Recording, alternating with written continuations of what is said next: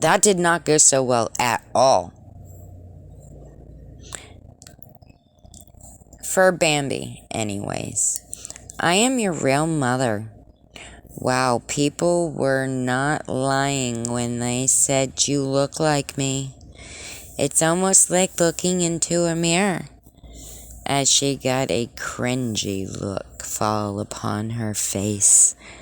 First of all, hold up. My mother's dead. She passed a few years ago as my parents had a fatal car accident with a several car pileup. Lady, I don't know who you think you are or whoever you're portraying to be, but you aren't my mother. Besides, I'd never seen or met you before today. As she trots away, mumbling, man, that lady's completely bonkers. Loopy-loo, as she does the finger motion to her right ear, holding the reins with her left, as she goes home and lets her run after removing and hanging up Starlight's bejeweled purple and white camo saddle, of course, just to trimmage, and went in and got a fresh cup of coffee and sat on her front deck and outlooked and scanned her land.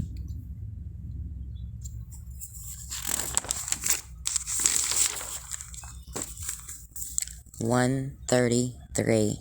Rodney's gone." As Dee returned home from work and threw his keys down on the table and made coffee as he stood there at the bar with his coffee in hand, he'd noticed as he looked around and under stuff, wow, really? And knew he'd left and didn't leave a note or nothing. He didn't think anything of it. As he thought, well, maybe he took my advice and went back home to prove them all wrong about him. So he went out on his front porch, standing there, drinking his hot coffee, looking out and scanning.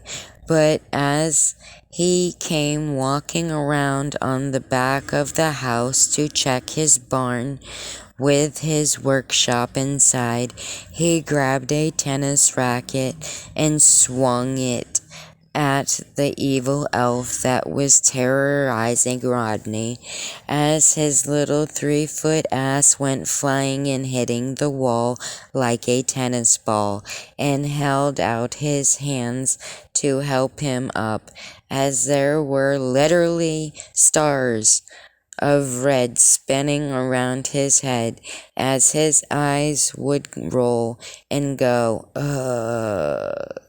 and pass out before disappearing.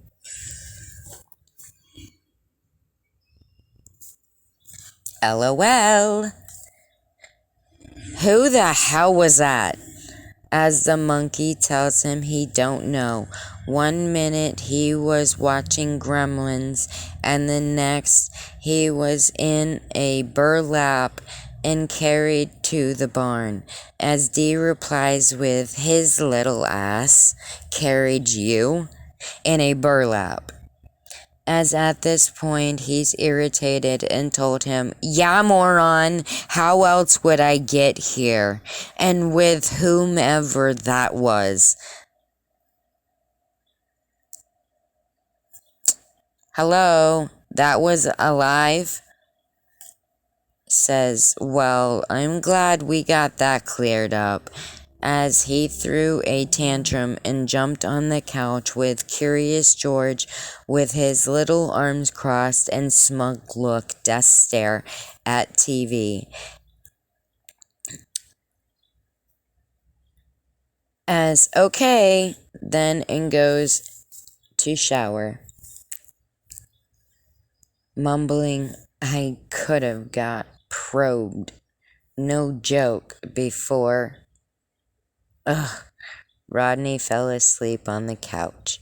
Out of nowhere, you hear his loud music coming from the 100-acre woods as Eddie, this loud music, as Eddie stood on his hind legs with a acorn in hand with a peanut butter on it. As he stood there and watched Trevor, the tall 9 foot tall white bear, shaking his buttocks and arms and to Welcome to the Jungle rock song, as he stood and watched in amazement, eating his peanut butter.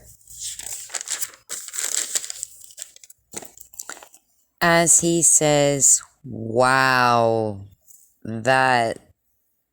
that's just really something. I've definitely seen it all now. Wait, what? What's on his butt?"